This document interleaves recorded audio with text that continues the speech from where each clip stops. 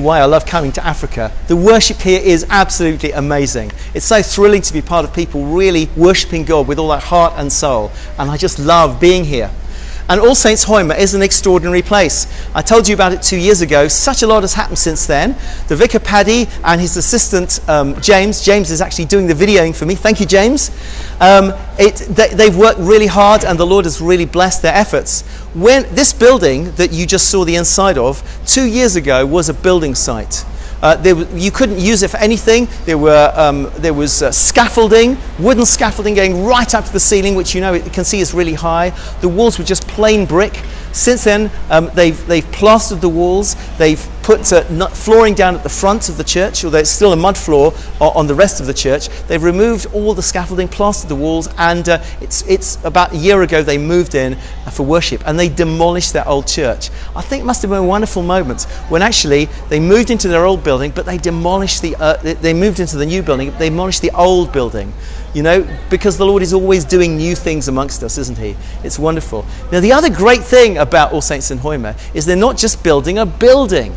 They're building a church, and we know that the church is people, not buildings, and it's been marvellous to see that the Lord has been adding to their number.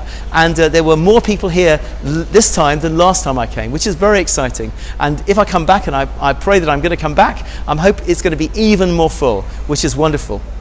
Well, I suppose I will tell you about the notices. You've all had your notices. Please have a look at what Nicky Gumbel says about blessing on the back, which was such an encouragement to me when I read it. Also, could you pray for me this morning? I'm actually preaching in St. Peter's Cathedral in Hoima, and I'm not usually the kind of person that preaches in cathedrals, so it's a bit scary, so please pray for me. As you can see, I'm wearing a real dog collar to come out here to Uganda. Hope you're impressed. There are a couple of things to mention to you. There's a great concert, or dance concert actually, happening in Emmanuel Baptist Church on the 20th of October. It's going to be a kind of spiritual message to it too. It's really worth taking along non-church friends too. And Karen and Joseph are coming from Sudan actually, or they ministered to Sudan on the 26th of October. Put that in your diary. It's going to be really great. The other thing I wanted to mention to you, you see that Coffee Pot is looking for volunteers. Donalda and Anne and Sheila have done an amazing job for the last 14 years or so. They got Coffee Pot off the ground, and then they've been faithfully serving week after week. But they decided next Easter is the time they're going to hang up their aprons, and they need some volunteers. This is a major way in which we can touch the lives of the people who come to Coffee Pot. It's fantastic.